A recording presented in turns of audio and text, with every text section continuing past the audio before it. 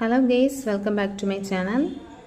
And today class the night the ghost got in lesson உடைய third part தான் பார்க்க போறோம். So already 2 parts complete பண்ணிருக்கோம்.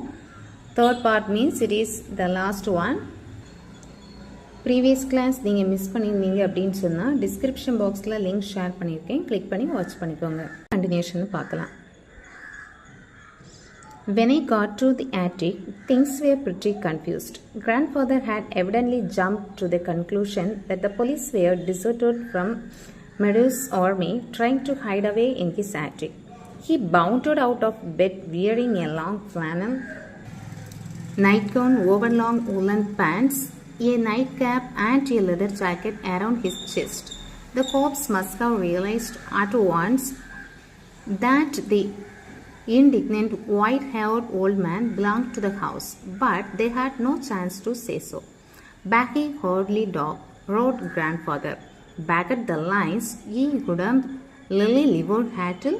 With that, he fetched the officer who found out the cigar, a flat, handed smack alongside his head that sent him sprawling. The others beat a retreat, but not enough. Grandfather grabbed Siddhar's gun from its holster and let fly. The report seemed to crack the raptors. Smoke filled the attic.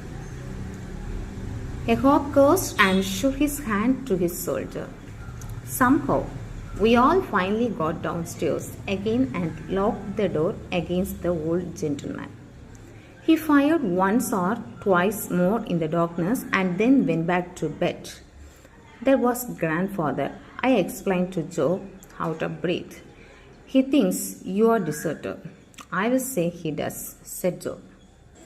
So, last classல நம்ம பார்த்தோம் the hops எல்லாம் எங்க போனாங்க atticல வந்து ஏதோ sound கேக்கு அப்படிங்கறதுக்காக ரொம்ப வேகமா 4 or 5 cops வந்து மேலே போனாங்க இல்லையா ஸோ போன உடனே இவங்களுக்கு பயம் கொடுத்துருச்சு okay something is going to happen wrong so ஏதோ பெரிய தப்பு நடக்க போது கிராண்ட்ஃபாதர் எப்படி ரியாக்ட் பண்ண போகிறாங்க அப்படின்னு தெரியல அப்படின்னு சொல்லி இவங்க ஏற்கனவே டென்ஷன் ஆகுறாங்க so that same thing happen there okay so இந்த போலீஸ் எல்லாமே ரூமுக்குள்ளால் என்ட்ரு ஆன உடனேயே கிராண்ட்ஃபாதர் என்னதான் நினைக்கிறாங்க they are deserted from the army okay so ஆர்மிலேருந்து இவங்க எஸ்கேப் ஆகி வந்தவங்க ஒர்க்கு ஃபினிஷ் பண்ணாமல் வந்தவங்க அப்படின்னு சொல்லி ரொம்ப வேகமாக பெட்லேருந்து எழும்புறாங்க அவங்க எந்த மாதிரியான ட்ரெஸ் போட்டிருக்காங்க அதை வந்து மீட் பண்ணியிருக்காங்க இங்கே he bounded out of bed wearing a long flannel அதை என்ன சொல்லுவோம் அந்த ஜிப்பா மாதிரி இருக்கும் இல்லையா night gown over long woollen pants and a night cap and a leather jacket around his chest okay so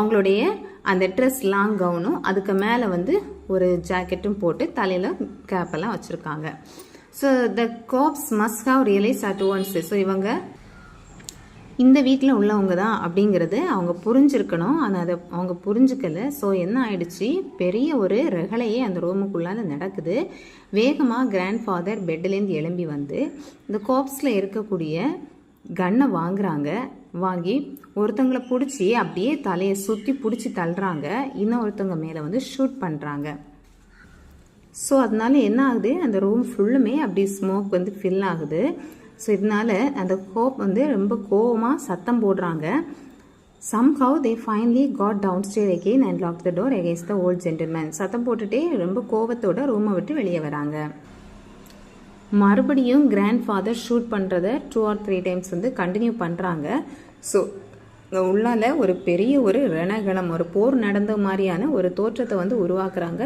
எல்லா இடமும் அப்படியே அந்த ரூம் மொத்தமே ஸ்மோக் வந்து ஃபில் ஆயிடுச்சு ஸோ வெளியே வந்ததுக்கு அப்புறமா தான் சொல்கிறாங்க இது வேற யாரும் இல்லை என்னுடைய கிராண்ட்ஃபாதர் தான் நீங்கள் வந்து இந்த மாதிரி மிலிட்ரிலேருந்து வெளியே வந்துட்டீங்க உங்களோட ஒர்க்கை நீங்கள் பண்ணாமல் வந்திருக்கீங்க அப்படின்னு நினச்சி தான் கோபத்தில் கிராண்ட்ஃபாதர் இப்படி பிஹேவ் பண்ணுறாங்க அப்படின்னு சொல்கிறாங்க The cops were reluctant to leave without getting their hand on somebody besides grandfather. The night had been distinctly a defeat for them.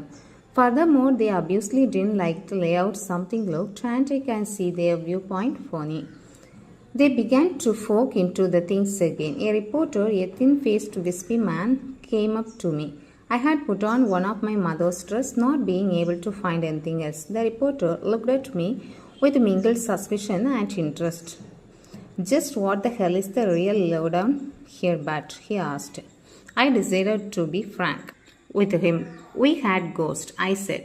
He gazed at me a long time as if I were a slot machine into which he had without result dropped a coin. Then he walked away. The Hobbs followed him, the one grandfather stood holding his now bandaged arm, cursing and blaspheming. "I'm gonna get my gun back from that old bat," said the cigar Hobb. "Yes," said Joe. "You? And who else?" "I told them I would bring it to the station house the next day." So anyhow எல்லாருமே ரொம்ப ஒரு ஏமாற்றத்தோட அங்கேருந்து கீழே இறங்கி வராங்க. இது பெரிய ஒரு கோபமும் ஏமாற்றமும் அவங்களுக்கு அந்த இரவு வந்து கழிஞ்சிருச்சு. ஃபைனலாக பார்க்கும்போது இது எதுவுமே உண்மை அப்படிங்கிற மாதிரி அவங்களுக்கு தெரியலை. இது இவங்க ஏதோ ட்ராமா பண்ணிகிட்ருக்காங்க, இவங்க வந்து போய் பேசியிருக்காங்க அப்படிங்கிற மாதிரி போலீஸ் வந்து கெஸ் பண்ணுறாங்க. Next, they began to forget things again. A reporter, a thin-faced Swiss woman, came up to me. So அதுக்கப்புறமா ஒரு ரிப்போர்ட்டர் என்ன பண்ணார், எனக்கு பக்கத்தில் ரொம்ப க்ளோஸாக வந்தாங்க. I had put on one of my mother's ட்ரெஸ்னா என்னுடைய அம்மாவுடைய ட்ரெஸ்ஸை எடுத்து தான் நான் அணிஞ்சிருந்தேன். போலீஸ் வந்துட்டாங்க அப்படின்னு சொன்னோன்னே ரொம்ப அவசரமாக அந்த இருட்டுக்குள்ளால் கிடைச்ச ட்ரெஸ்ஸை எடுத்து போட்டுக்கிட்டான். ஸோ அதுக்கப்புறமா தான் அவனுக்கு தெரிய வருது இது அவனுடைய ட்ரெஸ் இல்லை, அம்மாவுடைய ஸ்கர்ட் எடுத்து மாட்டியிருக்கான் அப்படிங்கிறது. ஸோ இதை பார்த்தனால ரிப்போர்ட்டருக்கு கொஞ்சம் ஒரு டவுட் வர மாதிரியே அவர் பக்கத்தில் போய் நிற்கிறாங்க. நான் அப்படியே ஒரு டீப் லுக்கு கொடுத்த உடனேயே இவனுக்கு கொஞ்சம் பயம் கொடுக்குது. ஸோ இப்போ வந்து அந்த ரிப்போர்ட்டர் கேட்குறாங்க, ஓகே ஆக்சுவலி இங்கே என்னதான் நடக்குது, உங்கள் வீட்டில் என்ன ப்ராப்ளம் நடந்துட்டுருக்குள்ளதை உண்மையை சொல்லு அப்படின்னு கேட்கும்போது, ஓகே இதில் வந்து நம்ம போய் சொன்னால் சரிப்படாது அப்படின்னு சொல்லிட்டு இப்போ உண்மை சொல்லலாம் அப்படின்னு டிசைட் பண்ணிக்கிட்டு என்ன சொல்கிறாங்க, உண்மையிலேயே எங்களுடைய வீட்டில் வந்து திருடன் கிடையாது, கோஸ்ட்டு தான் அப்படின்னு சொல்லிக்கிட்டு அக்செப்ட் பண்ணுறாங்க. ஹி கேஸ்ட் அட் மீ, அப்படியே ஒரு கொடூரமான ஒரு ரியாக்ஷனோட என்னை அப்படியே முறைச்சி பார்த்தாங்க.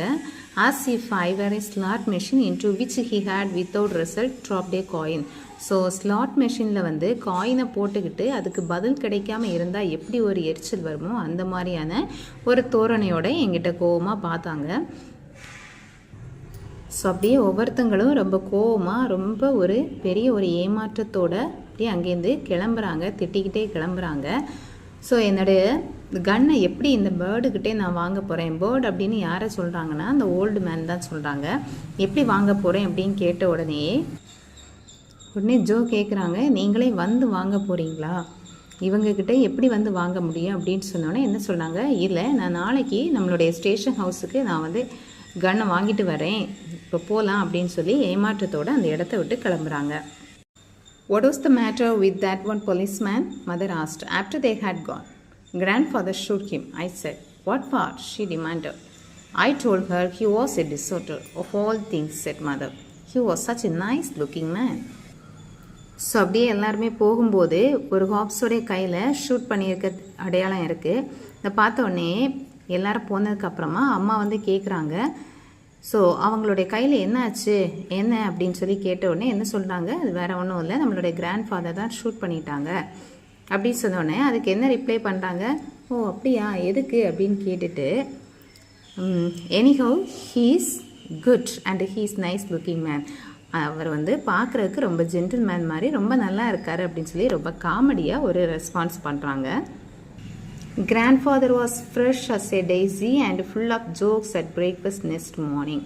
We thought at first he had forgotten all about what had happened, but he hadn't. Over his third cup of coffee, he glared at Herman and me. What was the idea of all the hopes trotting around the house last night? He demanded. None of you bothered to leave a bottle of water beside my bed. Do you ever realize what it costs for a thirsty man to look for water in the dining room last night? He complained he had us there. So இங்கே நடந்த விஷயங்கள் எதுவுமே தன்னுடைய கிராண்ட்ஃபாதருக்கு ஞாபகம் இருக்காது அப்படின்னு சொல்லி அஸ்யூஸ்வலாக நாங்கள் பிரேக்ஃபாஸ்ட் எடுத்துகிட்ருக்கோம். ரொம்ப ஹாப்பி ஃபேஸோட கிராண்ட்ஃபாதரும் வந்து எங்கள் கூட ஜாயின் பண்ணிக்கிறாங்க. ஆனால் நாங்கள் நினச்ச மாதிரி எங்களுடைய கிராண்ட்ஃபாதர் எந்த விஷயத்தையும் மறக்கலை. 3 கப் காஃபி குடிக்கும்போது அந்த 3ஆவது கப் காஃபி குடிக்கும்போது கேட்குறாங்க, நேற்றைக்கு நைட்டு அந்த காப்ஸுக்கு வந்து என்ன நடந்துச்சு, என்ன தான் ப்ராப்ளம் அப்படின்னு சொல்லி கேட்குறாங்க. அது மட்டும் இல்லை, ஒரு பெட்டில் நைட்டு தூங்கும்போது தண்ணி கூட உங்களுக்கு வைக்க தெரியாதா? நைட்டில் தண்ணி இல்லை அப்படின்னு சொன்னால் ஒருத்தன் டைனிங் ரூமுக்கு வந்து அதை தேடி எவ்வளோ கஷ்டப்படுவான் தாகத்தால் அப்படிங்கிறத அனலைஸ் பண்ண இங்கே யாருமே கிடையாதா அப்படின்னு சொல்லி ரொம்ப கேஷுவலாக கம்ப்ளைண்ட் பண்ணிகிட்ருக்காங்க. ஸோ அப்போ தான் எல்லாருக்குமே இந்த நைட்டில் நடந்த இந்த கலவரத்துக்கெல்லாம் காரணம் யார் அப்படிங்கிறது தெரிய வருது.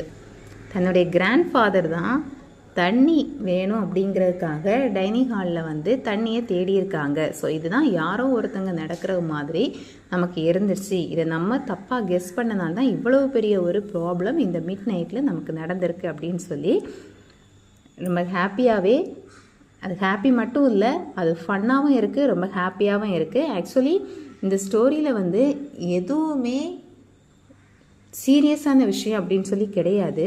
ஒரு சில்லியான திங்ஸை அவங்க ரொம்ப சீரியஸாக எடுத்து அவங்க பிஹேவ் பண்ணிக்கிட்டதால் தான் இந்த மாதிரியான ப்ராப்ளம்ஸ் வந்து எரைஸ் ஆயிடுச்சு. ஸோ இந்த ஸ்டோரியிலேருந்து அவங்க என்ன சொல்ல வராங்க அப்படின்னு சொன்னால், எந்த ஒரு விஷயம் பண்ணாலும் நம்ம என்ன பண்ணணும், யோசித்து தான் முடிவு பண்ணணுமே தவிர எடுத்தங்கவுத்தேன்னு சொல்லி என்ன பண்ணக்கூடாது, எதையுமே டிசைட் பண்ணக்கூடாது அப்படிங்கிற ஒரு மாரலை தான் இந்த ஸ்டூடெண்ட்ஸுக்கு இந்த ஸ்டோரி மூலமாக சொல்ல விரும்புகிறாங்க.